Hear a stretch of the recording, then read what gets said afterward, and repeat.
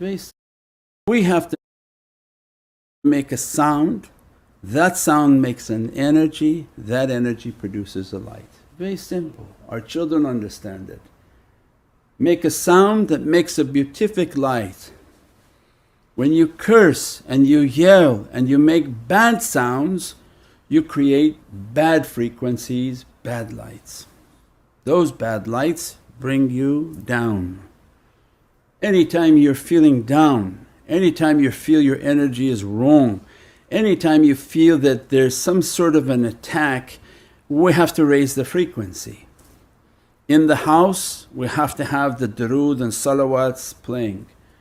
We have the isfand burning, and then we are making within ourselves our durood, our salawats, making our madad, all of our energy practices to bring that light more powerful around us.